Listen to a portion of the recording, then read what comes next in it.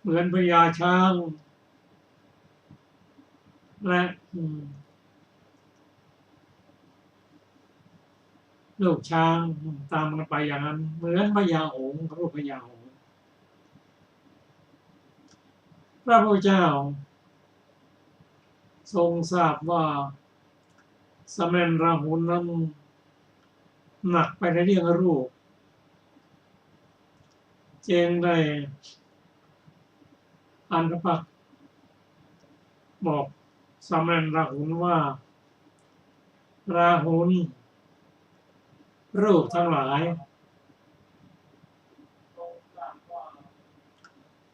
จะเป็นภายในภายนอกอยู่ใกล้หรือไกลหยาบหรือละเอียดเลวหรือประณีตทั้งหมดทั้งสิ้นนั้นจงพิจารณาว่านั่นไม่ใช่ของเราเราไม่เป็นนั่นไม่ใช่เป็นตัวตนของเราสามเณรทูลถามต่อว่านอกจากรูปเท่านั้นหรือพระเจ้าข้าพระองค์ตรัสตอบว่าก็รวมทั้งรูปเวทนาสัญญาสังขารและวิญญาณเธอเพิ่งพิจารณาว่านั่นไม่ใช่ของเราเราไม่ใช่เป็นนั่นไม่ใช่ตัวตนของเรา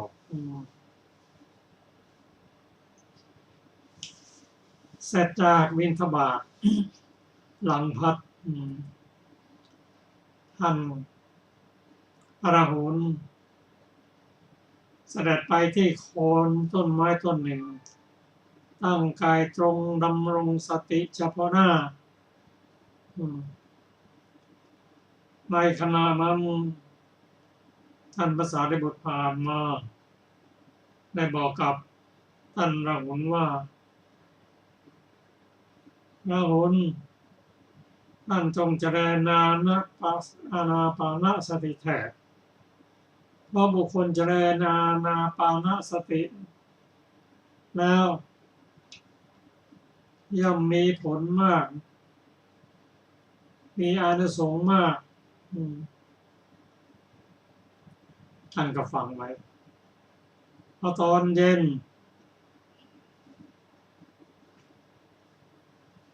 เข้าไปเฝ้าพระเมเจ้าโดยก่อนจะไปรำลึกว่า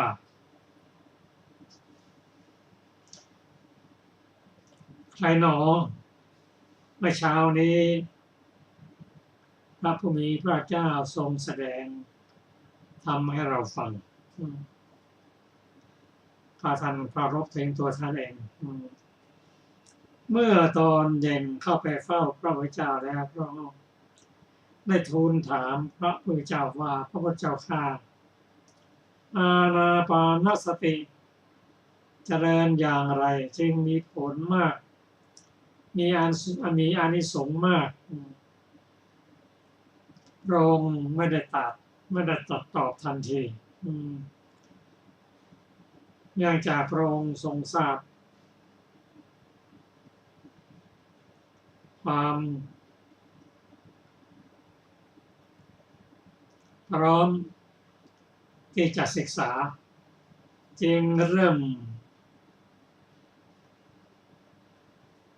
ให้ศึกษาในเรื่องธาตุซะก่อนคือธาตุห้าได้แก่อะไรมั่งธาตุดินธาตุน้ำธาตุไฟธาตุลมอันนี้เป็นธาตุห้าเป็นเรื่องของรูปธาตุเป็นรูปสันนามนั้นก็เป็นวิญญาณธาตุพระองค์ตัดธาตุห้าก่อน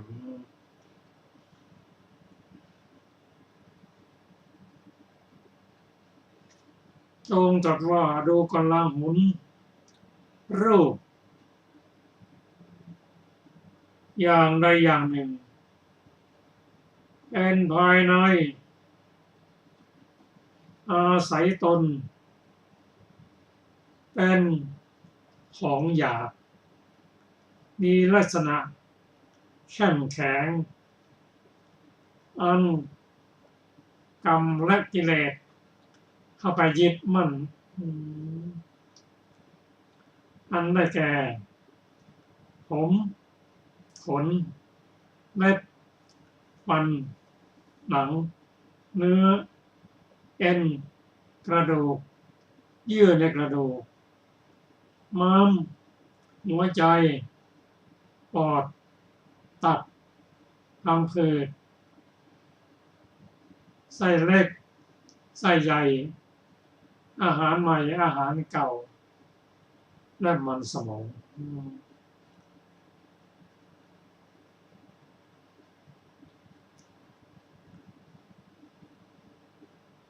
จง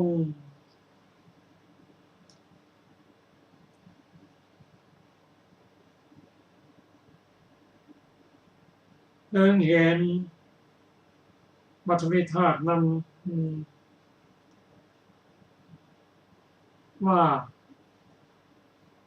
นั่นไม่ใช่ของเราเราไม่เป็นนั่นไม่ใช่เป็นตัวตนของเรา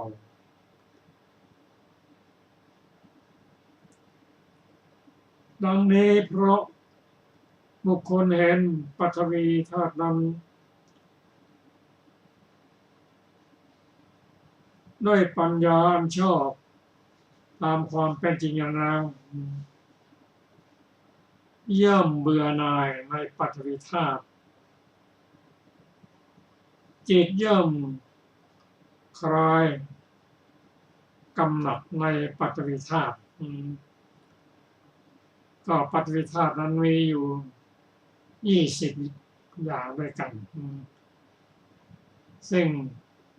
เริ่มตั้งแต่ผมนั้นเราดูถ้ายังไม่ได้ศึกษาก็เป็นผมแต่ได้ศึกษาแล้วดังที่พระองค์ตรัสไว้ว่ามันเป็นธาตุดินมีลักษณะแข็งแข็งมีสีกลิ่นรสโอชาเมื่อพิจารณาด้วยปัญญาชอบแล้วก็เห็นว่านั่นไม่ใช่ของเราเราไม่เป็นนั่นเป็นนั่นไม่ใช่ตัวตนของเรา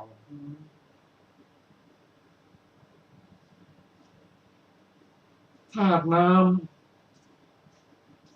ำที่เป็นภายนอกก็มีภายในก็มีลักษณะ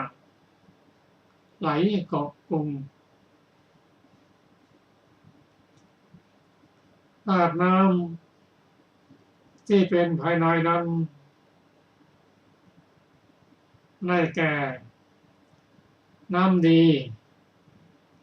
น้ำเสลดน้ำหนองและน้ำเลือดได้แก่น้ำตา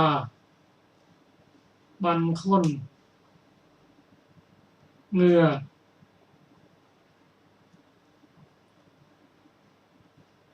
ได้แก่มันข้นในเหงื่อรวมทั้งถึงเสลดน้ำลายน้ำมันไข่ข้อและน้ำมูกอันนี้เป็นธาตุน้ำทั้งหมดแต่พึงพิจารณาว่านั่นไม่ใช่ของเราเราไม่เป็นนั่นไม่ใช่เป็นตัวตนของเราถ้าพิจารณาโดยชอบด้วยปัญญาอย่างนี้ความกำหนัดในธาตุน้ำก็จะลดลงในทำนองเดียวกันธาตุไฟและธาตุลมให้คนไปยึดมั่นถือมั่นว่านั่นของเราเราไม่เป็นนั่นเป็นตัวตนของเรา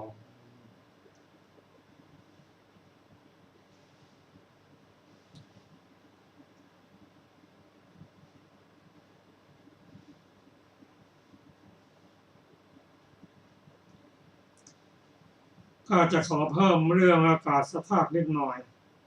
อากาศธาตุนั้นได้แก่ช่องว่างในร่างกายช่องหูช่องจมูกช่อง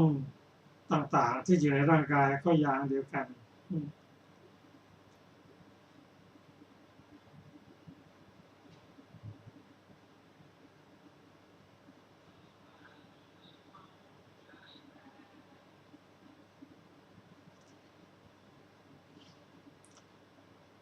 ต่อไปพระองค์ตรัสให้ภาวนาเสมอด้วยธาตุห้าคือทำจิตให้เสมอด้วยธาตุดินธาตุน้ำธาตุไฟธาตุลมและอากาศธาตุภาวนาเสมอด้วยธาตุห้าคืออะไรคือธาตุดินทำจิตให้เสมอด้วยธาตุดินธาตุดินนั้นบุคคลเอาของที่ไม่สะอาดเททิ้งทุบทำลายธาตุดินไม่เคยอึดอัดขัดเคืองถ้าทำใจเสมอด้วยธาตุดินอย่างนี้ก็จะทำให้กิเลสลดลงธาตุน้ำบุคคลเทของไม่สะอาดลงไปนำไปทำต่างๆไว้ต้นธาตุน้ำไม่เคยอึดอัดไม่เคยโกรธเลยถ้าทำใจได้เหมือนธาตุน้ำนี่ก็จะทำให้จิตใจไม่ให้กิเลสท่วมทับไปได้ธาตุไฟธาตุลมอากาศธาตุเช่นเดียวกันคนไปทิ้งไปเทไปทำลายแต่ทำจิตเสมอด้วยธาตุทั้งห้านี้แล้วก็จะทำให้จิตสงบ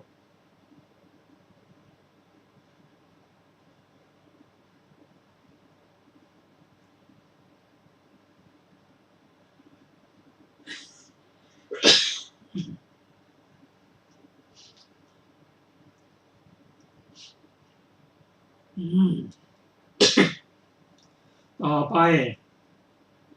พระองค์สอนให้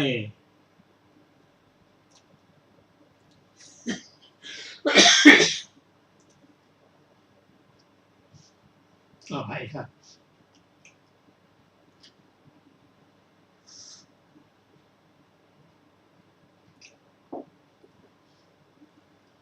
พระองค์สอนให้เจริญภาวนาธรรม6อย่าง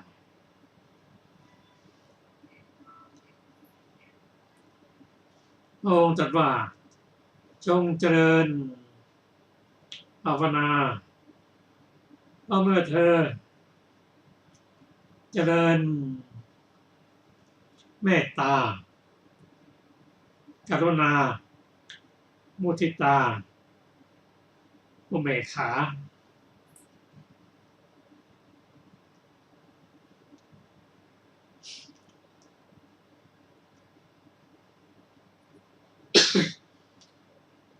พิจารณาเรื่องอสุภะ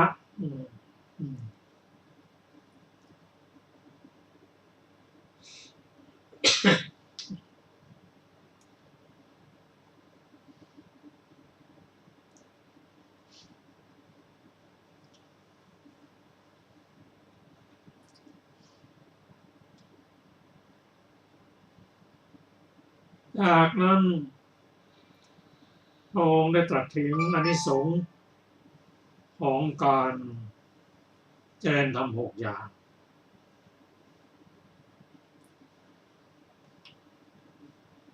ว่าเมื่อเธอ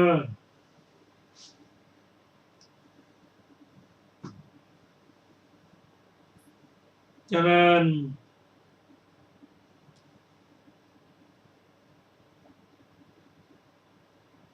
เมตตา การุณาก็จะละ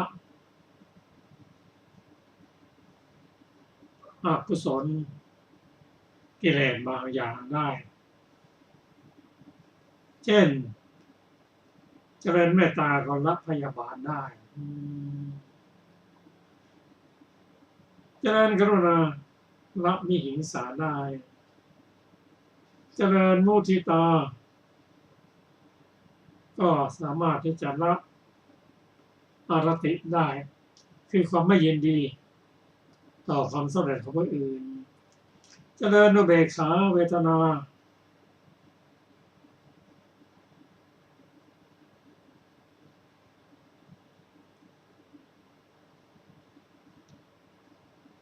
ก็จะละ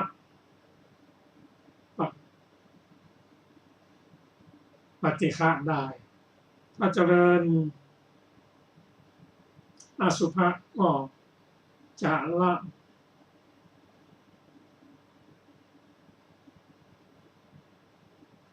ราคะได้ถ้าเจริญอุเบกขาก็จะละอสมิมานะได้พระสูตรสุดนี้พระองค์แสดงอานาปานสติเป็นลำดับสุดท้ายก็ขอเชิญอาจารย์สุรภาได้นำพระสูตรนี้มาศึกษาค่ะสวัสดีค่ะท่านผู้ฟังที่เคารพทุกท่านเราจะเริ่มแต่มหาราหุโลวาทสูตรนะคะ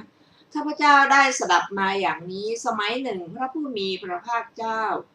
ประทับอยู่ณพระวิหารเชตวันอารามของท่านอนาถบิณฑิกะเศรษฐีเขตพระนครสาวัตถีครั้งนั้นเวลาเช้าพระผู้มีพระภาคเจ้า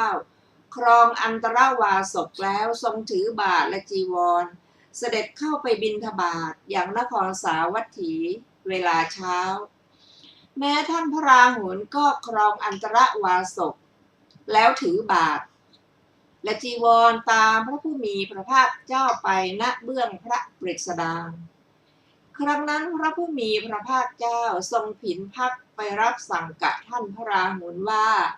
ดูก่อนราหุลรูปอย่างใดอย่างหนึ่งเป็นอดีตเป็นอนาคตและเป็นปัจจุบันเป็นภายในก็ดีเป็นภายนอกก็ดี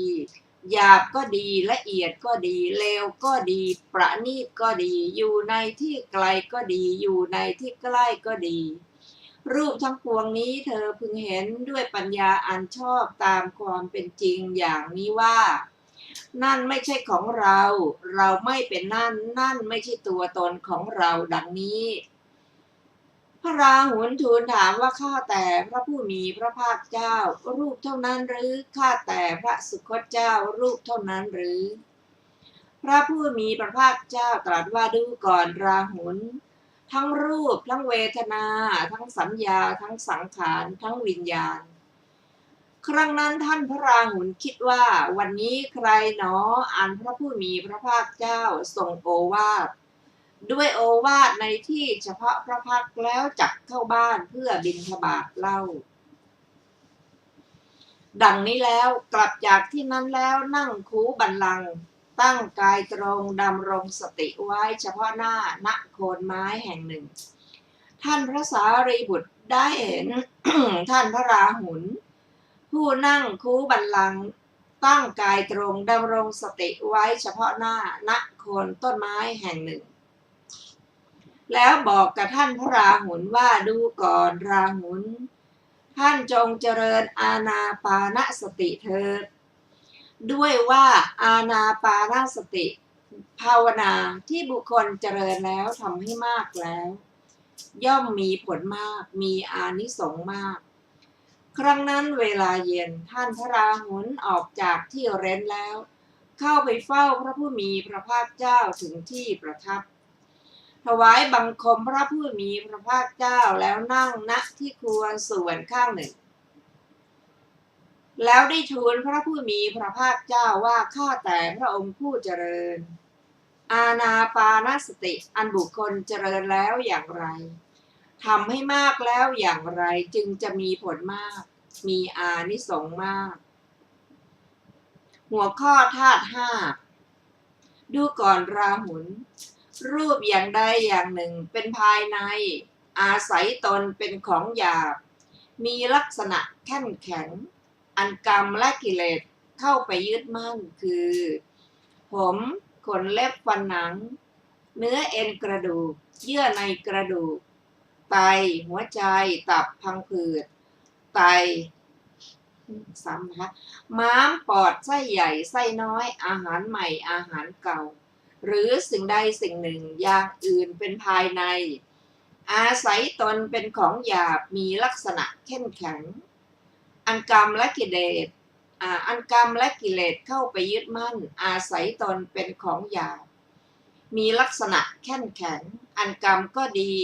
เป็นภายนอกก็ดีอันใดปฐวีธาตุนั้นก็เป็นปฐวีธาตุเหมือนกันปฐวีธาตุนั้นเธอพึงเห็นด้วยปัญญาอันชอบตามเป็นจริงอย่างนี้ว่านั่นไม่ใช่ของเราเราไม่เป็นนั่นไม่ใช่ตัวตนของเราดังนี้พระบุคคลเห็นปฐวีธาตุนั้นด้วยปัญญาอันชอบตามเป็นจริงอย่างนี้แล้วย่อมเบื่อหน่ายในปฐวีธาตุจิตย่อมคลายกำหนัดในปฐวีธาตุดูก่อนราหุลก็อาโปธาตุเป็นไฉนอาโปธาตุเป็นภายในก็มีเป็นภายนอกก็มีก็อาโปธาตุที่เป็นภายในเป็นไฉนสิ่งใดเป็นภายในอาศัยตนเป็นอาโปมีลักษณะเอิบอาบอันกรรมและกิเลสเข้าไปยึดมั่นคือดีเสลดหนองเลือดเหงื่อมันข้นน้ำตาเปลวมันน้ำลายน้ำมูกไขข้อมูดหรือสิ่งใดสิ่งหนึ่งอย่างอื่นเป็นภายในอาศัยตนเป็นอาโปมีลักษณะเอิบอาบอันกรรมและกิเลสเข้าไปยึดมั่นนี้เราเรียกว่าอาโปธาตุเป็นภายในก็อาโปธาตุเป็นภายในก็ดีเป็นภายนอกก็ดีอันใดอาโปธาตุนั้นเธอพึงเห็นด้วยปัญญาอันชอบตามเป็นจริงอย่างนี้ว่านั่นไม่ใช่ของเราเราไม่เป็นนั่นไม่ใช่ตนของเราดังนี้พระบุคคลเห็นอาโปธาตุนั้นด้วยปัญญาอันชอบตามเป็นจริงอย่างนี้แล้วย่อมเบื่อหน่ายในอาโปธาตุจิตย่อมคลายกำหนัดในอาโปธาตุดูก่อนราหุลก็เตโชธาตุเป็นไฉนเตโชธาตุเป็นภายในก็ดีก็มีเป็นภายนอกก็มีก็เตโชธาตุที่เป็นภายในเป็นไฉนสิ่งใดเป็นภายในอาศัยตนเป็นเตโชมีลักษณะร้อนอันกรรมและกิเลสเข้าไปยึดมั่นคือไฟที่ยังกายให้อบอุ่นไฟที่ยังกายให้ทรุดโทรมไฟที่ยังกายให้กระวนกระวายและไฟที่เผาอาหารที่กินที่ดื่มที่เคี้ยวที่ลิ้นให้ย่อยไปโดยชอบหรือสิ่งใดสิ่งหนึ่งอย่างอื่นเป็นภายในอาศัยตนเป็นเตโชมีลักษณะร้อนอันกรรมและกิเลสเข้าไปยึดมั่นนี้เราเรียกว่าเตโชธาตุเป็นภายใน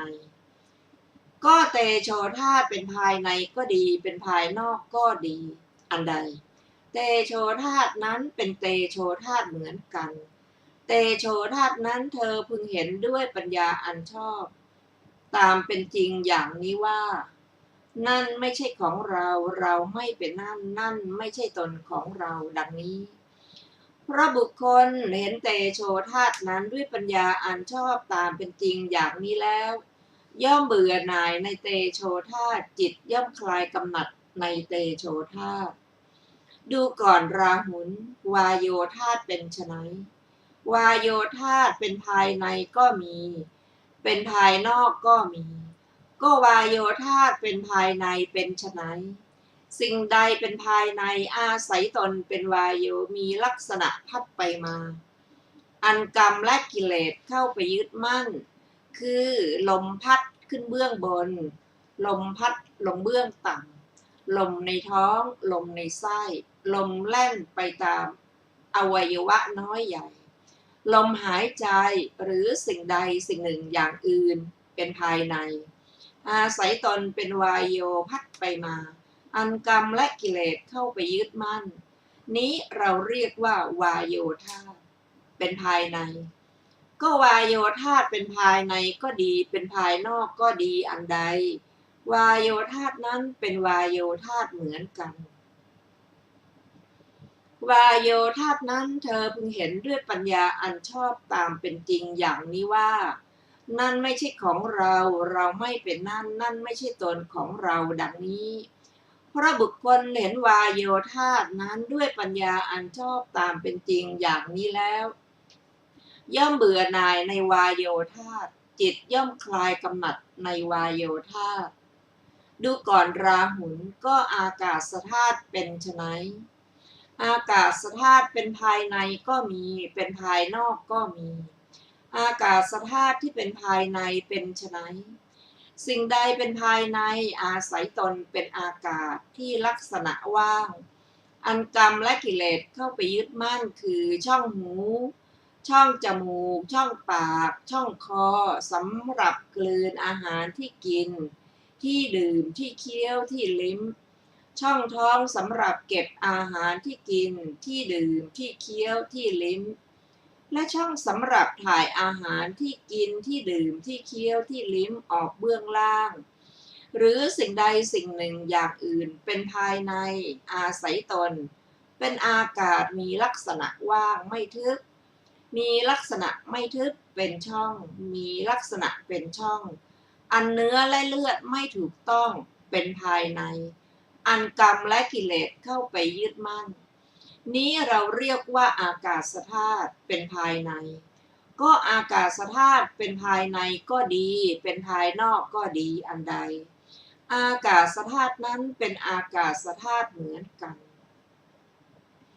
อากาศธาตุนั้นเธอพึงเห็นด้วยปัญญาอันชอบตามเป็นจริงอย่างนี้ว่านั่นไม่ใช่ของเราเราไม่เป็นนั่นไม่ใช่ตนของเราดังนี้เพราะบุคคลเห็นอากาศธาตุนั้นด้วยปัญญาอันชอบตามเป็นจริงอย่างนี้แล้วย่อมเบื่อหน่ายในอากาศธาตุจิตย่อมคลายกำหนัดในอากาศธาตุหัวข้อภาวนาเสมอด้วยธาตุห้าดูก่อนราหุลเธอจงเจริญภาวนาหรืออบรมจิตเสมอด้วยแผ่นดินเธอเพราะเมื่อเธอเจริญภาวนาเสมอด้วยแผ่นดินอยู่ผัสสะอันเป็นที่ชอบใจและไม่ชอบใจที่เกิดขึ้นแล้วจักไม่ครอบงำจิตได้ดูก่อนราหุลเปรียบเหมือนคนทั้งหลายทั้งของสะอาดบ้างไม่สะอาดบ้างคูดบ้างมูดบ้างน้ำลายบ้างน้ำหนองบ้างเลือดบ้างลงที่แผ่นดินแผ่นดินจะอึดอัดหรือระอาหรือเกลียดด้วยของนั้นก็หาไม่ฉันใดเธอจงเจริญภาวนาเสมอด้วยแผ่นดินฉันนั้นแลเพราะเมื่อเธอเจริญภาวนาเสมอด้วยแผ่นดินนั้นอยู่ผัสสะอันเป็นที่ชอบใจและไม่ชอบใจที่เกิดขึ้นแล้วจักไม่ครอบงำจิตได้ดูก่อนราหุลเธอจงเจริญภาวนาเสมอด้วยน้ำเถิดเพราะเมื่อเธอเจริญภาวนาเสมอด้วยน้ำอยู่ผัสสะอันเป็นที่ชอบใจและไม่ชอบใจที่เกิดขึ้นแล้วจักไม่ครอบงำจิตได้ดูก่อนราหุลเปรียบเหมือนคนทั้งหลายล้างของสะอาดบ้างของไม่สะอาดบ้างพูดบ้างมูดบ้างน้ำลายบ้างน้ำหนองบ้างเลือดบ้างลงในน้ำจะอึดอัดหรือระอาหรือเกลียดด้วยของนั้นก็หาไม่ฉันใดเธอจงเจริญภาวนาเสมอด้วยน้ำฉะนั้นแหละเพราะเมื่อเธอเจริญภาวนาเสมอด้วยน้ำอยู่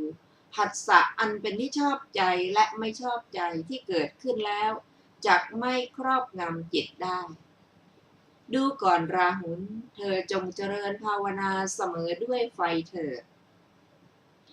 เพราะเมื่อเธอเจริญภาวนาเสมอด้วยไฟอยู่ผัสสะอันเป็นที่ชอบใจและไม่ชอบใจที่เกิดขึ้นแล้วจักไม่ครอบงำจิตได้ดูก่อนราหุลเ เปรียบเหมือนไฟย่อมเผาของสะอาดบ้างของไม่สะอาดบ้าง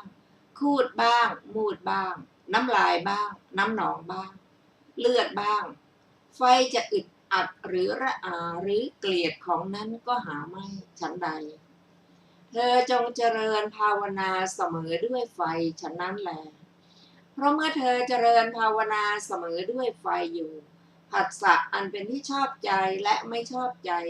ที่เกิดขึ้นแล้วจักไม่ครอบงำจิตได้ดูก่อนราหุลเธอจงเจริญภาวนาเสมอด้วยลมเธอเพราะเมื่อเธอเจริญภาวนาเสมอด้วยลมอยู่ผัสสะอันเป็นที่ชอบใจและไม่ชอบใจที่เกิดขึ้นแล้วจักไม่ครอบงำจิตของเธอได้ดูก่อนราหุลเปรียบเหมือนลมย่อมพัดต้องของสะอาดบ้างของไม่สะอาดบ้างคูดบ้างมูดบ้างน้ำลายบ้างน้ำหนองบ้างเลือดบ้างลมจะอึดอัดหรือระอาหรือเกลียดด้วยของนั้นก็หาไม่ฉันใดเธอจงเจริญภาวนาเสมอด้วยลมฉันนั้นแลเพราะเมื่อเธอเจริญภาวนาเสมอด้วยลมและอยู่ผัสสะอันเป็นที่ชอบใจและไม่ชอบใจที่เกิดขึ้นแล้วจักไม่ครอบงำจิตได้ดูก่อนราหุลเธอจงเจริญภาวนาเสมอด้วยอากาศเถิดเพราะเมื่อเธอเจริญภาวนาเสมอด้วยอากาศอยู่ผัสสะอันเป็นที่ชอบใจและไม่ชอบใจที่เกิดขึ้นแล้วจักไม่ครอบงำจิตได้ดูก่อนราหุลเปรียบเหมือนอากาศไม่ตั้งอยู่ในที่ไหนๆฉันใดเธอจงเจริญภาวนาเสมอด้วยอากาศฉะนั้นแลเพราะเมื่อเธอเจริญภาวนาเสมอด้วยอากาศอยู่ผัสสะอันเป็นที่ชอบใจและไม่ชอบใจที่เกิดขึ้นแล้วจักไม่ครอบงำจิตได้หัวข้อการเจริญภาวนาธรรม6อย่างดูก่อนราหุล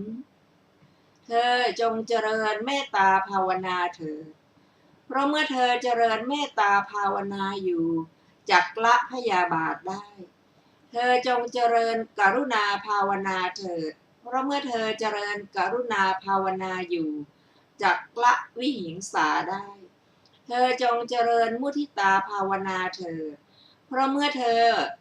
เจริญมุทิตาภาวนาอยู่จักละอรติได้เธอจงเจริญอุเบกขาภาวนาเถิดเพราะเมื่อเธอเจริญอุเบกขาภาวนาอยู่จักละปฏิฆะได้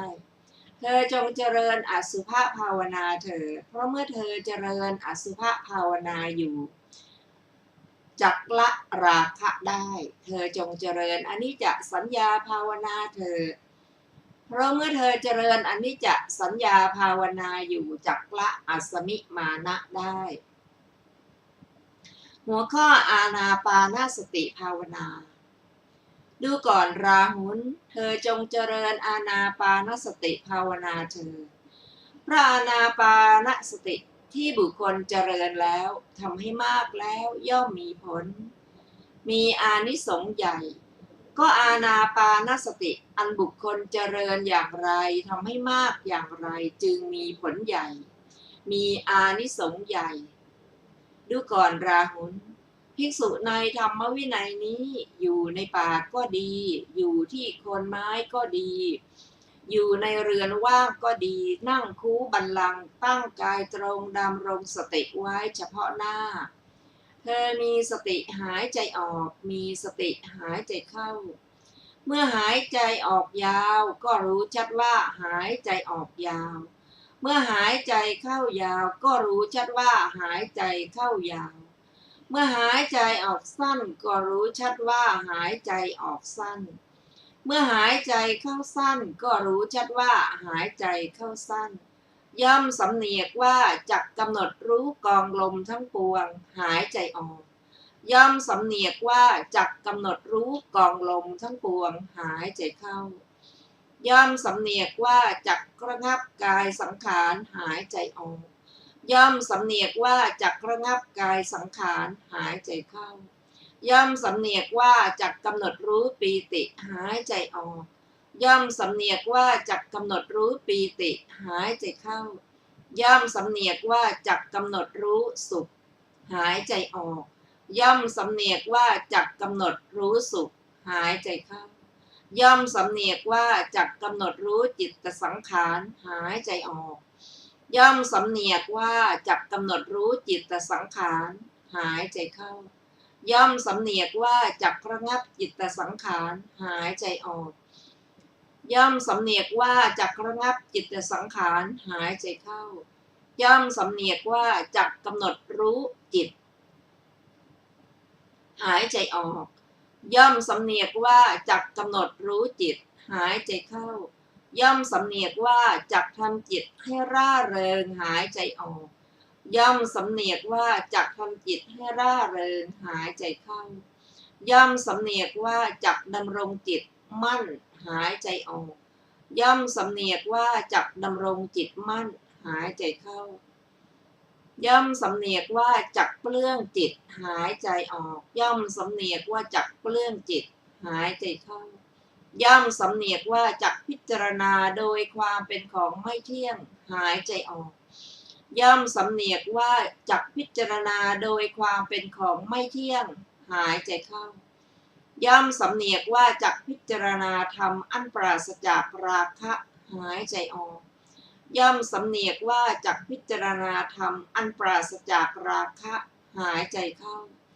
ย่อมสำเนียกว่าจักพิจารณาธรรมเป็นที่ดับสนิทหายใจออกย่อมสำเนียกว่าจักพิจารณาธรรมเป็นที่ดับสนิทหายใจเข้าย่อมสำเนียกว่าจักพิจารณาธรรมเป็นที่สละคืนหายใจออกย่อมสำเนียกว่าจักพิจารณาธรรมเป็นที่สละคืนหายใจเข้าดูก่อนราหุล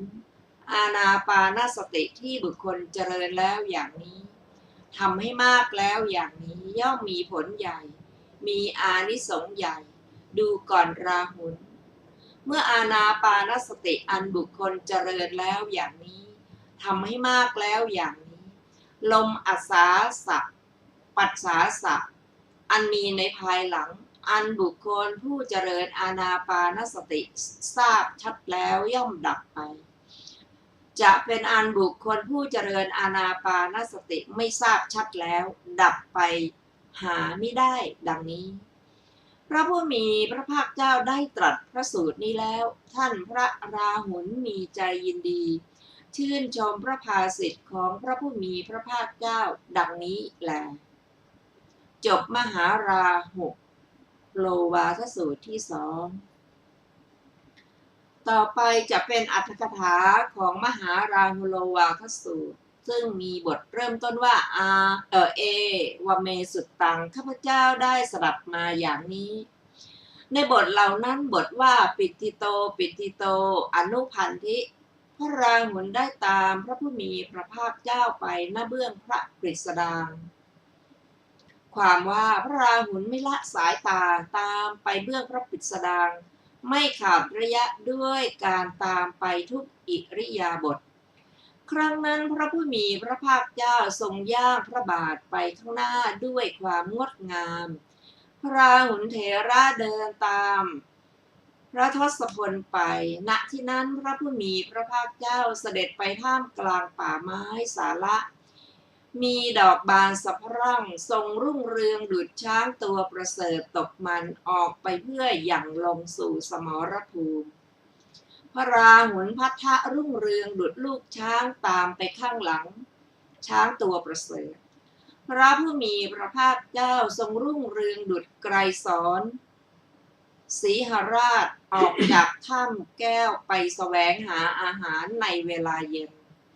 พระราหุลพัทธะรุ่งเรืองดุจกะสีหะดุจลูกสีหะนะออกติดตามสีหะมฤคราชพระผู้มีพระภาคเจ้าดุจพญาเสือโคร่งมีกำลังที่เขี้ยวออกจากไพรสนมณีบรรพตอันมีสง่าพระราหุลพัทธะดุจลูกพญาเสือโคร่งติดตามพญาเสือโคร่งพระผู้มีพระภาคเจ้าดุจพญาครุฑออกจากสระสิมพลีพระราหุลพัทธะดุจลูกพญาครุฑตามไปข้างหลังพญาครุฑ พระผู้มีพระภาคเจ้าดุจพญาหงส์ทองบินร่อนไปบนท้องฟ้าจากภูเขาจกูฏพระราหุลพัทธะดุจลูกหงส์บินร่อนตามพญาหงส์พระผู้มีพระภาคเจ้าดุจมหานาวาทองเคลื่อนลงสู่สระใหญ่พระราหุลพัทธะดุจเรือลำเล็กผูกติดข้างหลังแล่นตามเรือทองพระผู้มีพระภาคเจ้าดุจพระเจ้าจักรพรรดิเสด็จไปบนท้องฟ้าด้วยอานุภาพจักแก้วพระราหุลพัทธะดุจปรินายกแก้วติดตามพระเจ้าจักรพรรดิพระผู้มีพระภาคเจ้าดุจดวงดาวลอยบนท้องฟ้าซึ่งปราศจากฝนพระราหุลพัทธะดุจดาวประกายพฤกษ์บริสุทธิ์ลอยไปตามดาวอธิบดีแม้พระผู้มีพระภาคเจ้าแม้พระราหุลพัทธะก็ทรงอุบัติในพระราชวงศ์โอกกากราชสืบเธอพระวงศ์จากพระเจ้ามหาสมุทรแม้พระผู้มีพระภาคเจ้าแม้พระราหุลพัทธะก็ทรงอุบัติในตระกูลกษัตริย์มีพระชาติบริสุทธิ์เช่นกับน้ำนมที่ใส่ไว้ในสังแม้พระผู้มีพระภาคเจ้าแม้พระราหุลพัทธะก็ทรงสละราชสมบัติออกทรงผนวกพระสรีระของพระผู้มีพระภาคเจ้าประดับด้วยมหาปุริสลักษณะ32ประการแม้ของพระราหุลพัทธะก็เป็นที่น่ารักอย่างยิ่งดุจซุ้มประตูแก้วอันตั้งขึ้นในเทพพนครและดุจดอกไม้บนสวรรค์บานแผ่ไปในที่ทั้งปวงด้วยประการฉนี้แม้ทั้งสองพระองค์สมบูรณ์ด้วยอภินิหารเป็นราชบรรพชิตเป็นกษัตริย์สุขุมารชาติมีพระชวีดุจทองคำบริบูรณ์ด้วยลักษณะเสด็จดำเนินไปทางเดียวกันรุ่งเรืองดุจครอบงำสิริแห่งสิริของจันทมณฑลทั้งสองสุริยมณฑลทั้งสองเท้าสักกะเท้าสุยามะเท้าสันตุสิตะปรานิมมิตะวสวัตตีและมหาพรหมเป็นต้นทั้งสองซึ่งไปตามลำดับในขณะนั้นท่านพระราหุลเสด็จไปณเบื้องพระปริศดางของพระผู้มีพระภาคเจ้าทรงแลดูพระตถาคตตั้งแต่พื้นพระบาทจนถึงปลายพระเกศาท่านพระราหุลนั้นทอดพระเนตรเห็นความงดงามของเพศพระพุทธเจ้าของพระผู้มีพระภาคเจ้าทรงดำริว่าพระผู้มีพระภาคเจ้าทรงมีพระสรีระวิจิตรด้วยมหาปุริสลักษณะ32ประการงดงามได้เป็นดุจเสด็จไปท่ามกลางผงทองคำอันกระจัดกระจายเพราะแวดล้อมด้วยพระรัศมีวาหนึ่งดุจกนกบรรพตอันแวดล้อมด้วยสายฟ้าดุจทองคำมีข้าววิจิตรด้วยรัตนะอันฉุดคร่าด้วยมนแม้ทรงห่มคลุมด้วยผ้าบังสกุลจีวรสีแดงก็ทรงงามดุจภูเขาทองอันปกคลุมด้วยผ้ากำพลแดงดุจทองคำมีค่าประดับด้วยสายแก้วประพานดุจเจดีย์ทองคำที่เขาบูชาด้วยผงชาติดุจเสาทองฉาบด้วยน้ำครั่งดุจดวงจันทร์วันเพ็ญโผล่ขึ้นในขณะนั้นไปในระหว่างฝนสีแดงสิริสมบัติของอัตภาพที่ได้เตรียมไว้ด้วยอานุภาพแห่งสมติงสบารมีจากนั้นพระราหุลเถระก็ตรวจดูตนบ้าง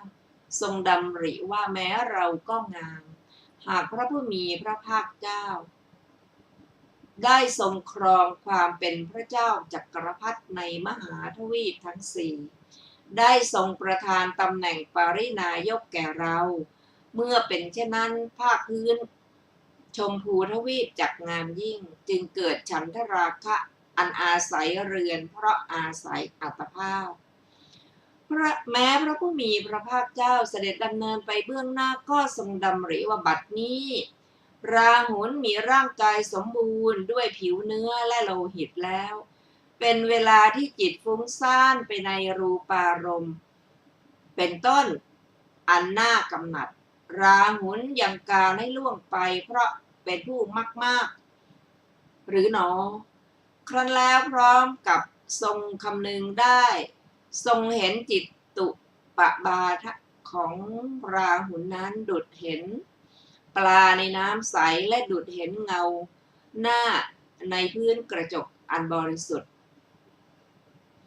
ก็ครั้นทรงเห็นแล้วได้ทรงนำพระอัธยาศัยว่าราหุลนี้เป็นโอรสของเราเดินตามหลังเรามาเถิดฉันทราคะมาเกิดฉันทราคะอันอาศัยเรือนเพราะอาศัยอัตภาพว่าเรางามผิวพรรณของเราผ่องใสราหุลลั่นไปในที่มิใช่หน้าดำเนินไปนอกทางเที่ยวไปในโคจรไปยังทิศที่ไม่ควรไปดุจคนเดินทางหลงทิศอันหนึ่งกิเลสของราหุลนี้เติบโตขึ้นในภายในย่อมไม่เห็นแม้ประโยชน์ตนแม้ประโยชน์ผู้อื่นแม้ประโยชน์ทั้งสองตามความเป็นจริงจากนั้นจักถือปฏิสนธิในนรกบ้างในกำเนิดเดรัจฉานบ้างในปิติวิสัยบ้างในครรภ์มารดาอันคับแคบบ้างเพราะเหตุนั้นจักตกไปในสังสารวัฏอันไม่รู้เบื้องต้นที่สุดเพราะความโลภนี้ยังความพินาศให้เกิดความโลภยังจิตให้กำเริบภัยเกิดแต่ภายในชนย่อมไม่รู้สึกถึงภัยนั้นคนโลภย่อมไม่รู้อัตถะคนโลภย่อมไม่เห็นธรรมความมืดตื้อย่อมมีในการที่ความโลภครอบงำตน